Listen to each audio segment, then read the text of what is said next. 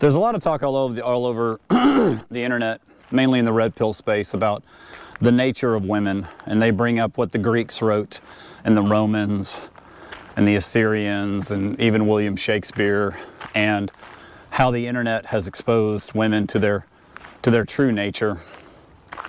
I somewhat agree with that and somewhat don't.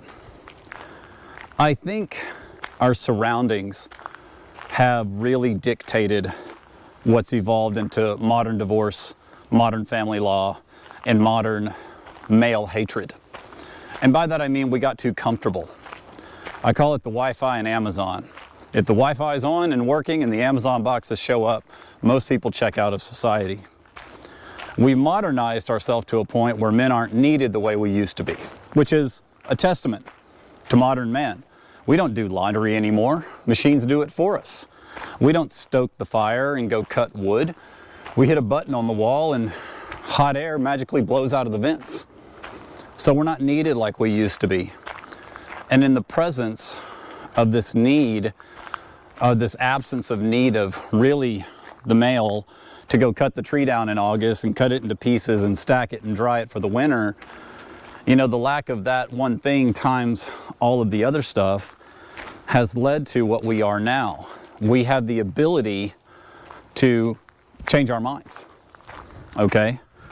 And women, emotionally, through all these studies that have been done, have been shown that they'll change their mind faster. They'll be more cunning about it, they'll be more conniving about it, and they think that the grass is greener on the other side. But I guess this video really is for females out there, because I have 3 daughters and an ex-wife that is in absolute collapse. My ex-wife is in rehab right now as I walk down this trail, and I have our 3 daughters in sole custody. Women, be really careful thinking the grass is greener on the other side. Those boss babes, those independent singles, and all those people, right? They might just be really good at putting on a show. And the grass isn't necessarily greener on the other side. It's just that that person on the other side is better at tending to their grass. And that's the part you missed. You saw the green grass, but you didn't realize the massive amount of labor it takes to keep that grass green.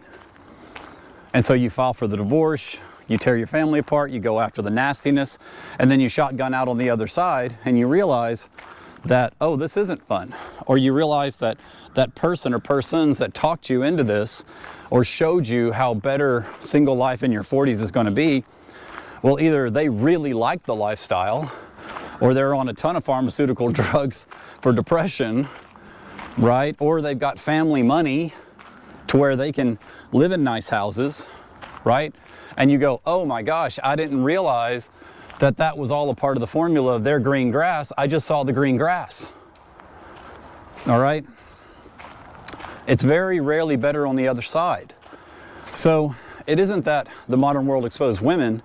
The comfort and qualities of the modern world gave us the ability to, I don't know, change at a moment's notice where people didn't have this in the past. Okay? If you wanted to divorce your husband 200 years ago, that was a big deal. Where are you going to go? Right? What are you going to do? How are you going to make money? Where are your children going to be in the daytime? And those would have been normal questions, right? Because society couldn't come in and provide your child with free public education. There were no machines to clean do your laundry for you, et cetera, right? All the welfares that we have in today's world. So this comfort crisis, this decision crisis that we're kind of in the middle of right now, if you line up 100 men and 100 women, way more women will fall into this trap because they're chasing the greener grass. But remember, you don't know how that grass got that green and all the things that are behind it, and the person that's living on that green grass isn't going to tell you all the parts that make it. So be real careful with quick changes, and be real careful, building up your family and then tearing it apart in family court. Like I said, right now, my ex-wife's in rehab, falling apart. Drugs, alcohol, adultery, it all caught up with her. And my former mother-in-law bought her a mansion, 4 bedrooms, huge island kitchen, swimming pool, hot tub, pavilion.